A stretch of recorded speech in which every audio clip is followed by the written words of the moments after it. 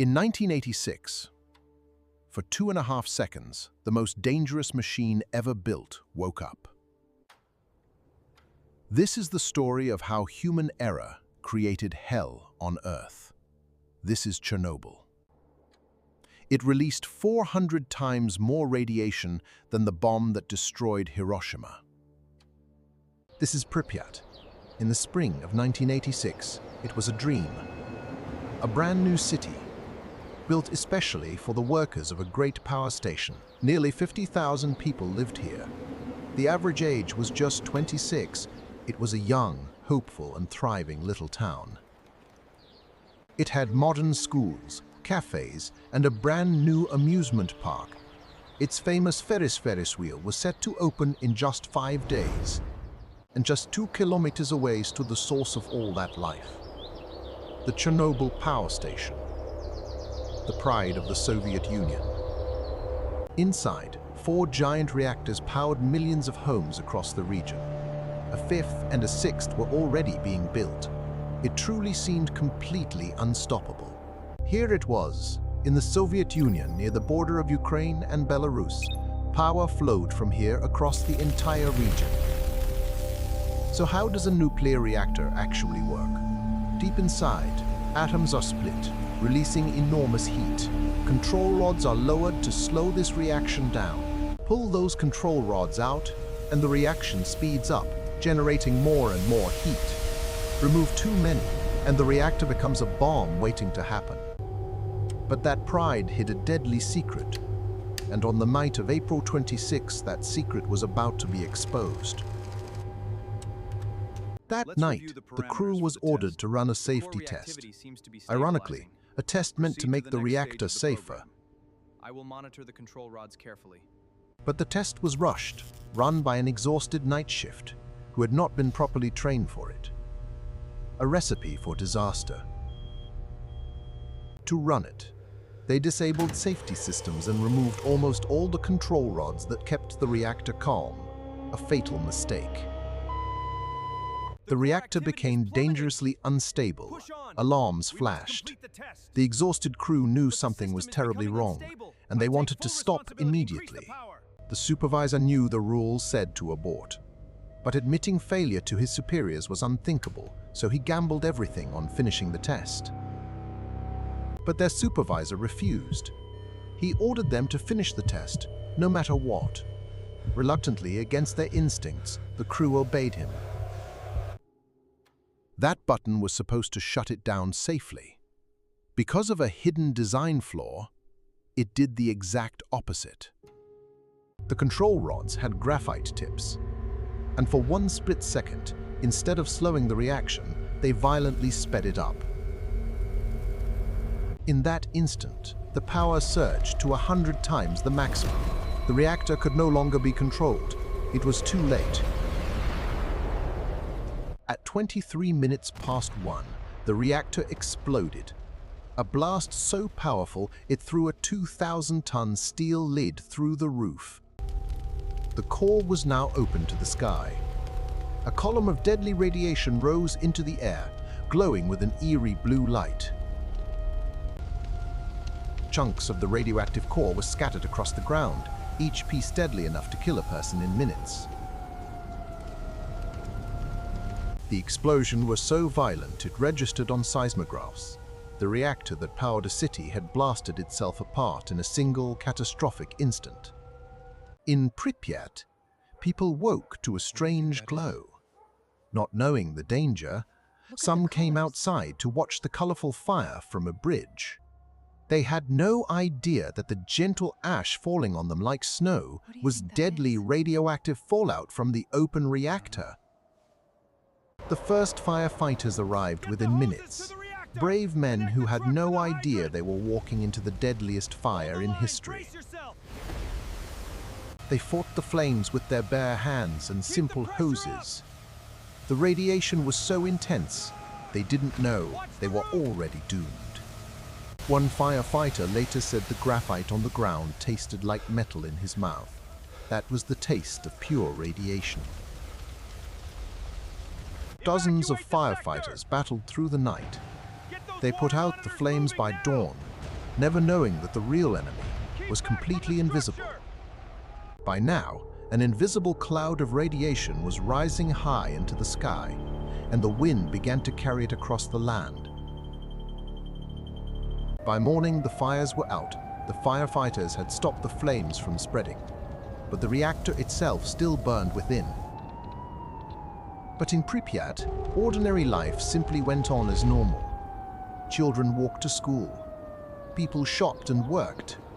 Nobody at all was told the terrible truth. Soviet officials chose secrecy over the safety of their people.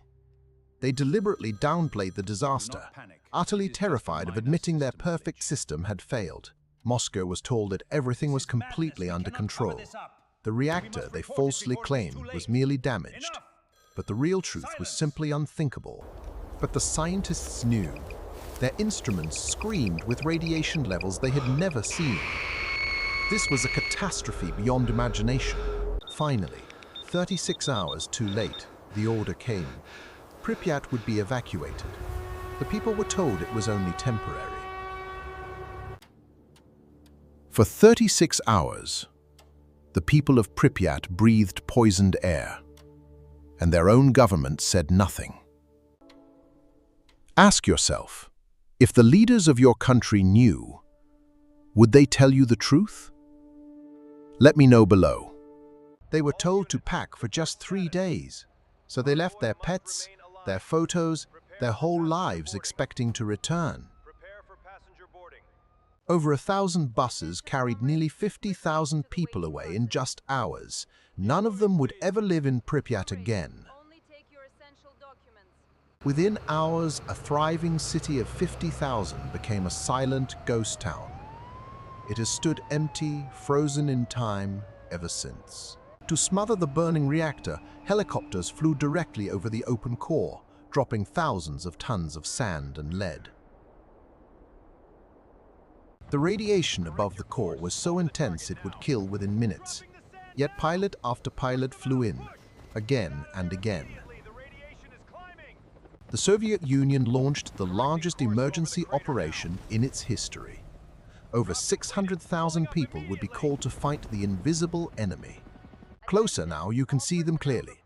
Adult men in grey protective suits and breathing masks, preparing their equipment and dosimeters with brave, determined, serious eyes. The worst job fell to the bio-robots. Men sent onto the roof to clear deadly debris by hand for just 90 seconds each. Why would they risk their lives like this?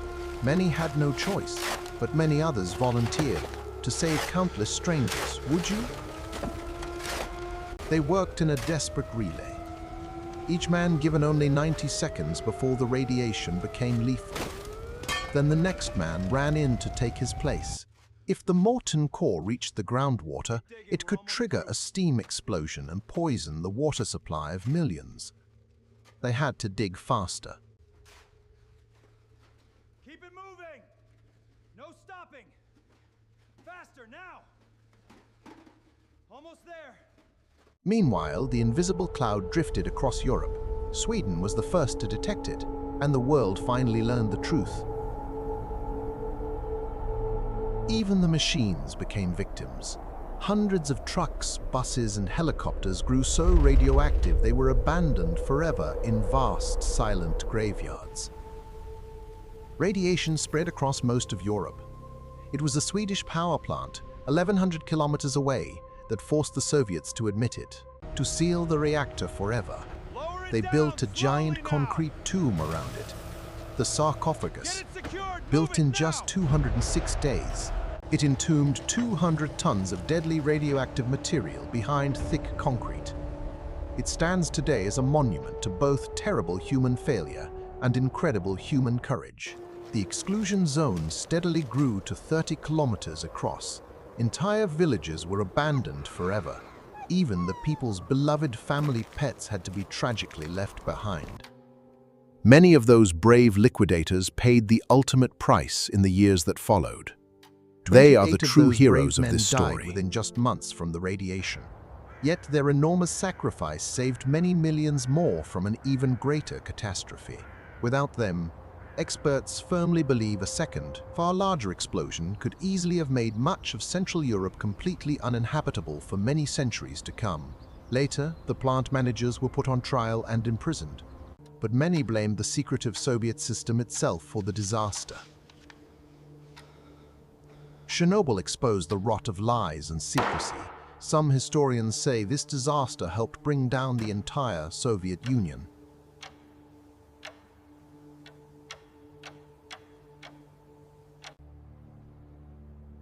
But what happened to that poisoned land? Decades later, the zone holds a surprise that almost no one expected. This is the city of Pripyat today. Almost 40 long years later, the city that the people fled has been completely and utterly swallowed by wild nature. The Ferris wheel that never opened still stands, rusting and silent. It has become the haunting symbol of everything that was lost.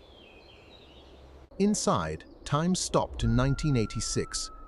Soviet posters still hang on the walls. It is a perfectly preserved window into a vanished world. But here is the incredible surprise. Without humans, wildlife has returned in astonishing numbers.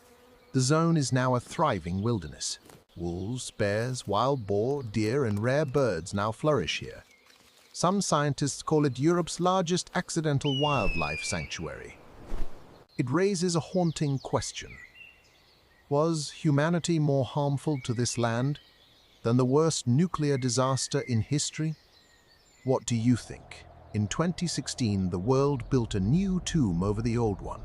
A giant steel arch, the largest movable structure ever built by humans. It will safely seal the radiation for at least 100 years, giving humanity time to figure out what to do next. Today, the zone is even open to tourists. Thousands come each year to walk through this eerie, frozen monument to human error. Most of the zone is now safe for short visits, but some hotspots remain so radioactive they will be deadly for thousands of years. Walking these streets today feels like visiting another planet, a whole world abandoned in a single day, slowly being reclaimed by the forest. The very control room where it all began still exists, frozen and radioactive, the exact spot where one decision changed the world. The exclusion zone covers over 2,500 square kilometers, an entire region given back to the wild, perhaps forever. Astonishingly, a few elderly residents returned to live in the zone illegally. They say they would rather die at home than live in exile. These elderly settlers grow their own food and live off this poisoned land. They have outlived many who evacuated, refusing to abandon their roots. For them, this poisoned land is still home. A powerful reminder that life, somehow, always finds a way to endure. What was once a symbol of death is slowly becoming a symbol of nature's incredible power to heal and reclaim what we abandon. From the air, you would barely know that this peaceful green wilderness was once the site of humanity's greatest nuclear nightmare. Today, parts of the zone even generate clean solar power. The place that once symbolized energy's greatest danger now points toward its safest future. Life reclaiming concrete. Perhaps that is the real lesson of Chernobyl. That even our worst mistakes cannot stop life forever. Chernobyl will remain dangerous for thousands of years, but it now stands as a place of memory, of warning, and of hope. It is a haunting reminder, frozen forever in time, of exactly what happens when human pride forgets the terrible power it has only just learned to control. One reactor, one night, one mistake that changed our world forever. But now, I want to hear what you think. Chernobyl was a tragedy born from human error and secrecy, but from its ashes came courage and an unexpected rebirth. So tell me, do you think nature is better off without us? Or was this a tragedy beyond measure? Comment below. Next time, I'll tell you about a ship that was called unsinkable. right up until the night it vanished beneath the waves. If this story moved you, subscribe and give this old teacher a like. It truly helps me keep going. History remembers those who forget its lessons. Stay curious, my friends, and I'll see you in the next one.